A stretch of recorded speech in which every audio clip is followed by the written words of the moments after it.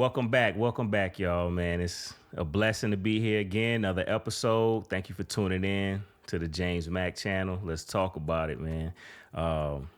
Missed a week, but I'm back, been working, critiquing, trying to get better. And I appreciate everybody that subscribed, all the new people, the comments, the feedback. I'm grateful and I'm appreciative to have y'all on this journey with me. So, let's keep rocking, spread the word, let your friends know. And we're just going to keep it like that. So with that being said, we're going to get into this first topic, man. So what's been going on in the news here lately is these drones that's been flying over New Jersey for, I say about a week now. A lot of people was calling them UFOs. I've seen a lot of footage. There's a lot of footage about it, and they look like drones to me. Some type of man-made aircraft. I wouldn't, in my honest opinion, consider them. I guess you can call them UFOs, but you know what I mean. When you hear UFO, you usually think alien. But yeah, it's been over New Jersey and a couple other states actually, and also they've been targeting mainly the Air Force bases, the military bases on the East Coast.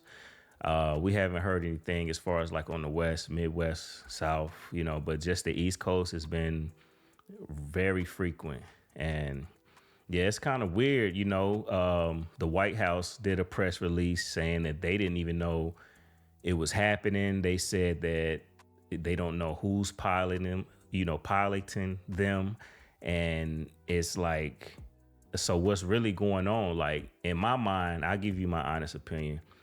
In my mind, I think on one hand, they do know, but they just not telling us. That's my quote unquote conspiracy theory mind, and then on another, they could be telling the truth and it could be a foreign country spying, because you do remember months back when a Chinese balloon got caught spying. I forgot exactly where, but ended up getting shot down. It didn't get shot down immediately because of the position it was in, and it could have harmed some people. So they waited and they ended up shooting it down. And, they figured it out that it was a Chinese balloon with cameras and all this stuff on it. But so, it's very weird out of the stuff I've seen.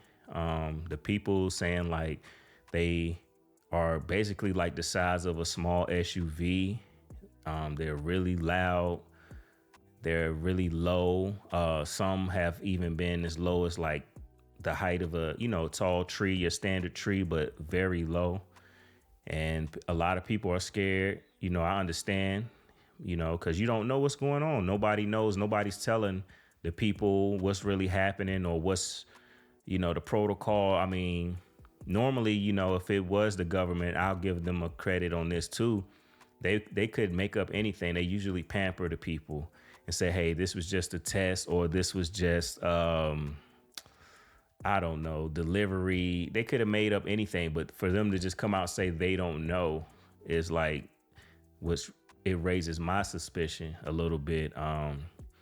And like I said, I was, quote unquote conspiracy theorist at one point. And there's this thing that led me to this because a lot of people were speaking on it. So back, I'll say like 10 years ago, it was this thing I was looking into called Project Bluebeam. And, when people were first saying they were UFOs before I even like did any research on it, it was supposed to be like a staged alien invasion. And they were saying like the government was prepping us for some type of event for that to happen. And in order that would happen, they would stage it, and then they would basically have us under more control. They rule by fear. They did the, what in the arm, and people got scared, locked down, XYZ. So before that even happened, they were saying that this was going to come into play and to scare the people into following, whatever protocols they need in order to control the population. So that was a rabbit hole I was traveling down when I was younger. And I see a lot of people in the comments on all the videos I've seen. They say Project Bluebeam, Project Bluebeam. If you don't know what that is, the crazy thing about that, it used to be all over the internet. It's gone now. You can't find anything about it. Cause I mean, I don't know why. I don't have all the answers, but it's gone. It's like it don't even exist anymore. So I don't even know where you could find the information for that anymore. But yeah, so it's very interesting for the things that's going on right now in New Jersey and some other places. Why they're doing that. Also, I've seen videos. I'm not 100% if this is true, but as far as the drones flying over, some places they could see a green laser scanning like the ground, basically like marking whatever at nighttime and like scanning, I guess, like houses, streets, trees, and getting a picture of the landscape, I guess. And I've seen that, and it looked pretty accurate or real to me. I have to do a little more research on that, but yeah, it's real tricky. Another opinion of mine, I really feel like in my heart of hearts, I feel that we are at war, but we don't know it. And that's just my personal opinion. And the war is more it's more based behind technology. And if the White House don't know who's manning these drones or whatever they are, who's to say what the U.S. is doing in the other country? If a balloon can make it over here across the ocean and past the Navy and all of that and make it here, and who knows how long that was here, a high-tech drone can get here quicker, faster, and I mean, it's just a theory of mine. And I mean, if they're scanning the landscape and doing things like that, I mean, it's scary. It's very scary when you think about it. And it just adds fuel to the fire when you don't have any answers. But just do your own research, look more into it, and, pay attention. Don't believe the first thing you hear. Be open-minded to it, but, do a little digging yourself and figure out what's going on and kind of like feel your own appetite for the subject. But hopefully it get resolved. It's still ongoing. Nobody knows, but everybody's talking about it. So it could be a distraction too. Hey, who knows, but I'm just here letting my people know, and hopefully it get resolved sooner than later, So as far as that, that's how I feel about that whole topic. I just had to get it off my chest, and we'll be back and we'll jump into the next topic. All right, y'all. Topic number 2. I'm pretty sure you guys already heard about it. It's been going on for maybe a month now. The Jay-Z situation, allegedly, this person is saying that him and Diddy R-word her when she was 13 in the early 2000s. I'm not exact on the exact year. I think it was 2000 or 2001, something like that. Anyway, but so the story goes, if you don't know, she met Puff's driver. This is what she said, because she's done the interview. It's a video of her where she's blacked out, like you can't see her face. But anyway, she was saying that her Puff's driver seen her and she was asking for a ride or something, and he said that, oh yeah, you're exactly what he looking for, referring to Puff. And she ended up getting in the car. He takes her to the after party, and she gets in the after party 13. And she goes into detail about people she's seen there. She met this one rock star band. I forgot the exact name of it. The group, one of the guys, because she was like in the detail saying like she liked his tattoo because she's very religious. So he had a tattoo of the Last Supper on him, and they had this conversation. So she's having all this fun and stuff. And then later on, she ended up feeling weird from a drink. They go to a room or something like that, and it was allegedly Diddy, Jay-Z, and a female celebrity. And like everybody else was alleging that it was J-Lo, because around that time, that's who he was dating. But she hasn't been brought into this at all. But, you know, people just putting two and two together because of the timeline.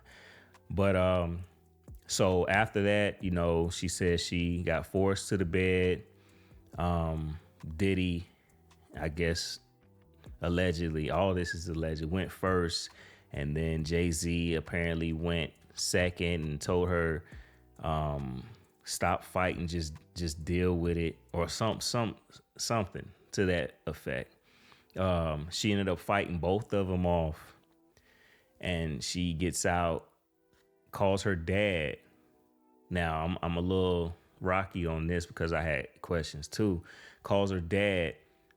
They don't call the cops. They go home, basically.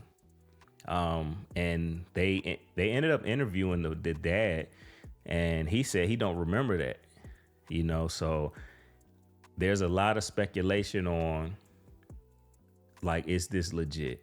And I'll get into a few points on, like, you know, both sides of the coin.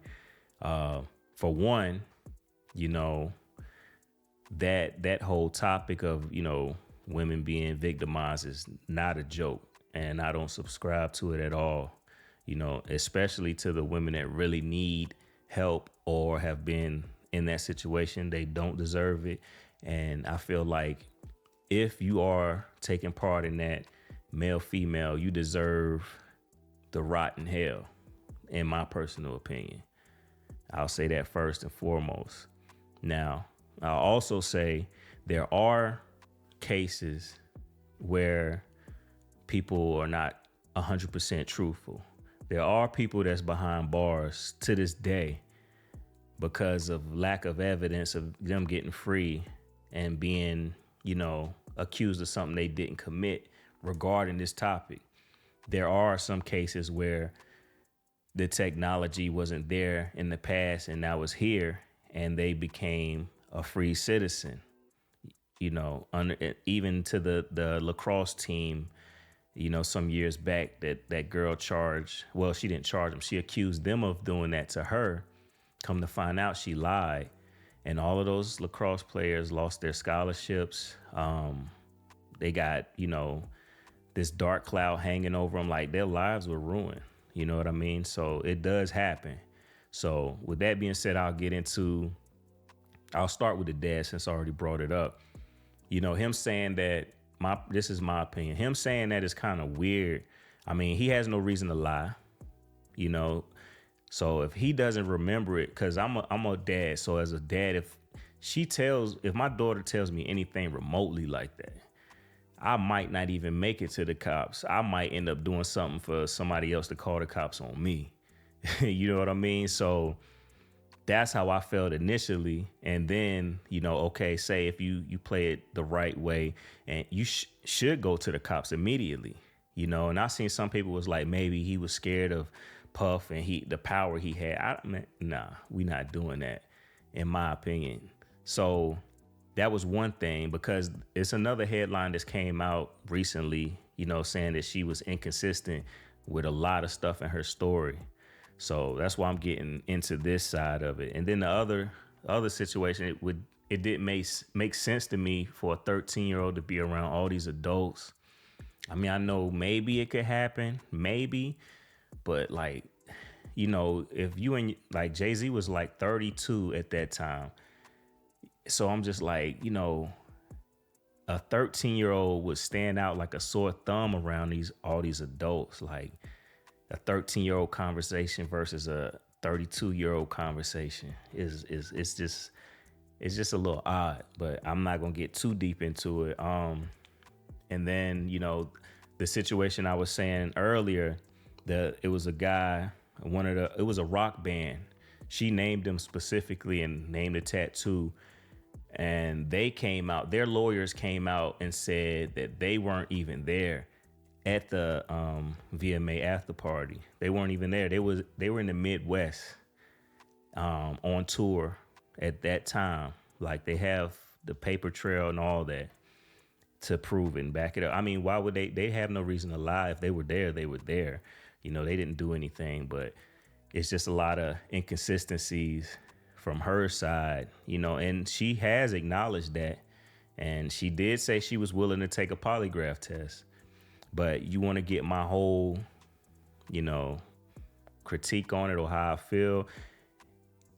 Initially, this is how it all started. Her lawyer reached out to Jay-Z's legal team and said, "Hey, we're gonna name Puff as one of the main suspect in this civil case, not criminal, civil case.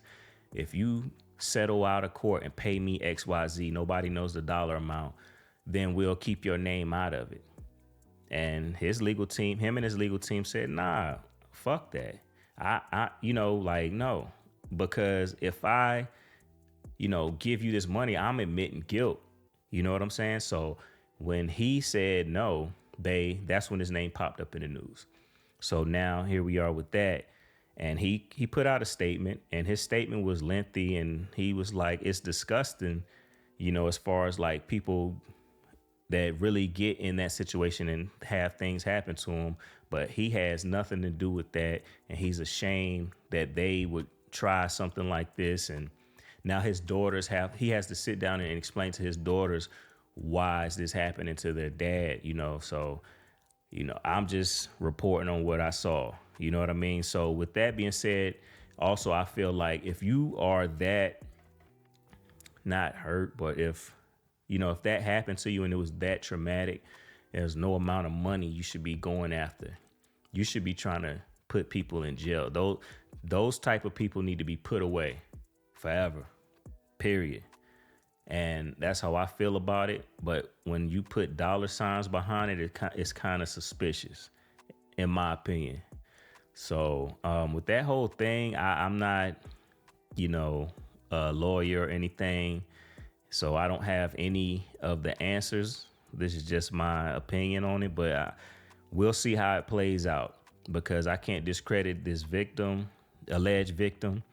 And I can't, you know, say that Diddy or Jay-Z is innocent of anything, because I wasn't there. So I'm gonna just leave it open like that, and we'll wait until, or if it goes to trial, because I know Jay-Z is going for before the judge to have it thrown out, because he's just like, it's just BS, you know. But we'll see how it plays out, and hopefully justice is served in the right way.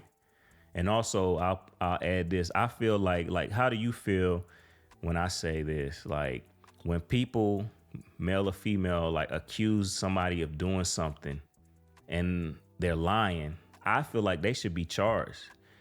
They should get a felony, in my opinion. Like, cause like you literally can ruin somebody's life over something, or some way that you feel, or you feel like you got slighted or did wrong, and now you want to hurt somebody. And you know what I mean? Like, how do you feel about it? That's the way I feel. I feel like if that was into place and they could prove that you were wrong, and there's a possibility that you could go to jail, get a charge, people that think like that would think twice. Like, nah, I don't want to, because I know I'm lying, so I'm not even going to try that. But you see, it's open season for these type of cases. So we'll see what happens. And, you know, may the victims, the true victims, get justice. All right, y'all. Third and final topic. I talked about this before, but technical issues. So I'm going to just touch on it real quick. It happened maybe a month ago, about the CEO of the insurance firm, Brian Thompson, was assassinated. I'm pretty sure everybody know by now. I had put it in my story when it first happened. Well, let me start from the beginning.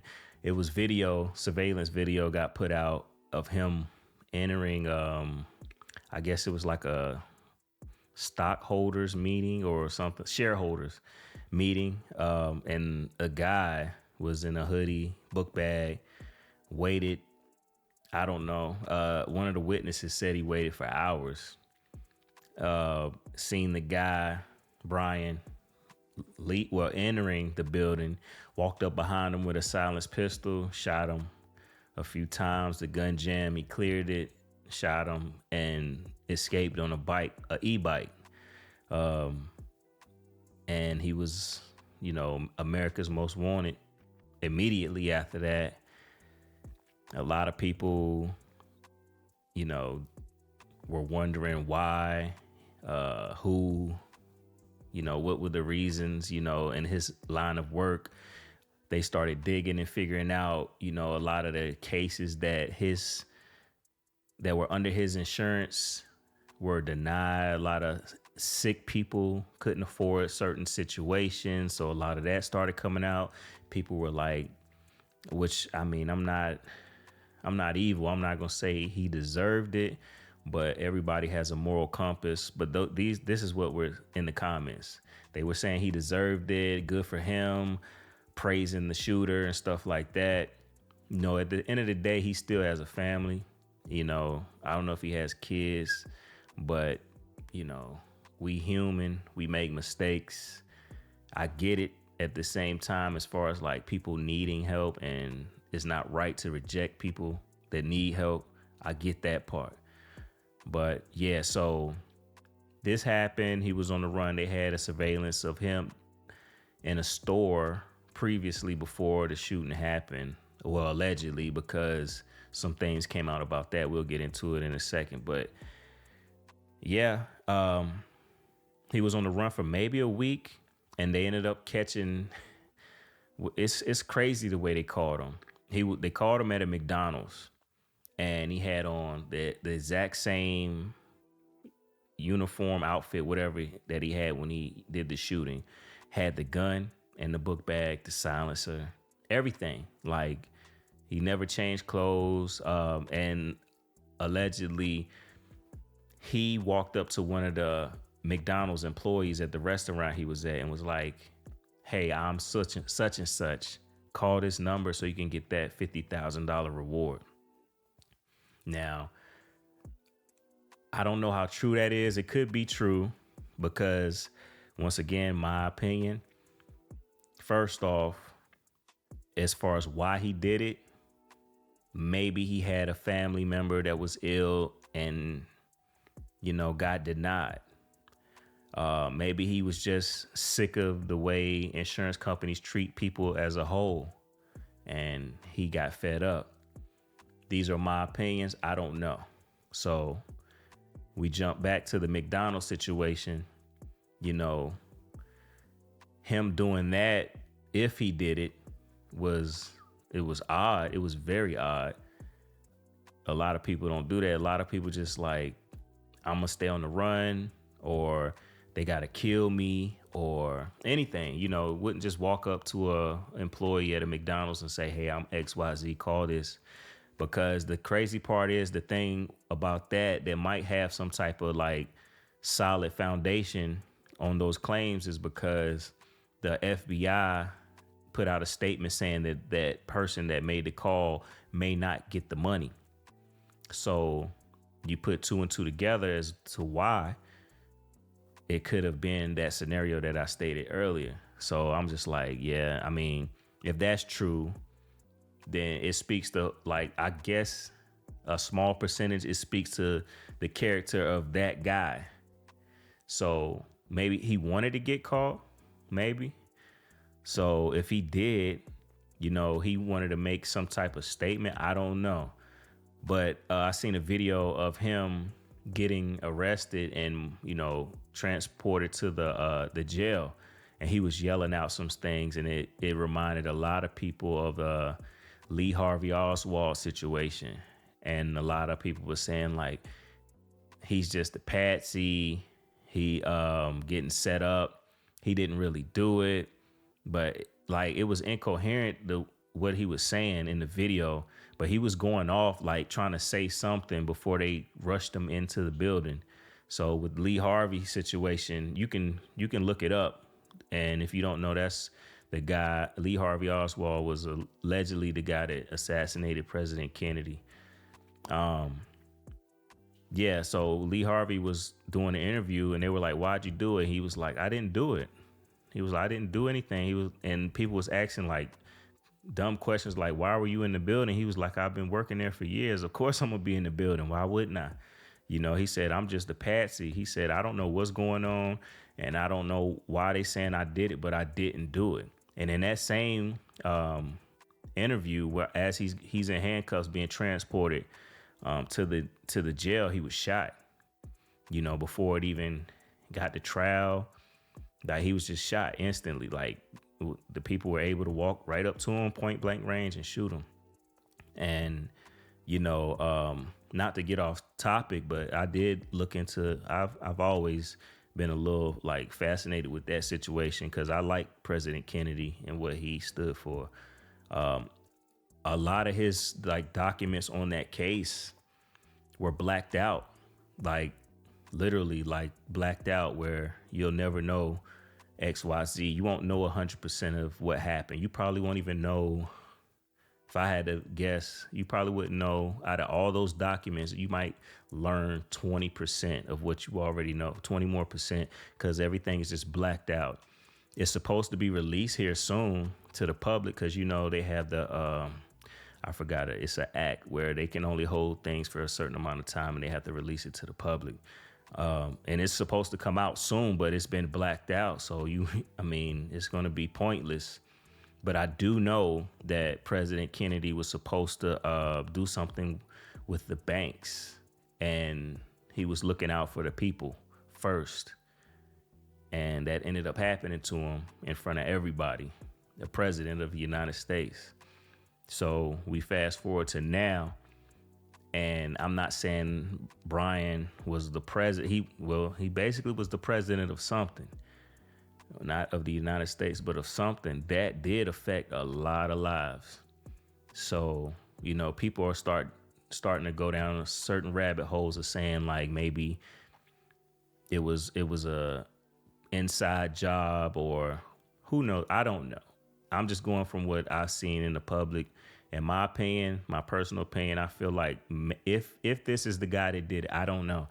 But he was a fed up client, customer, or relative of a customer, and they lost their life or something, and he just got sick of it and put it in his own hands. Also, the gun he had was a ghost gun, and I don't know if you guys know what that is. That's a 3D printed gun, or no, a ghost gun is a put together gun with 3D parts, and went and did what he decided to do. And here we are now. Granted, I haven't heard anything ever since he's been incarcerated. I haven't heard anything about this because it was big news, real big news. And it's still fresh, but I haven't heard anything, no updates or nothing. Like, it's kind of odd.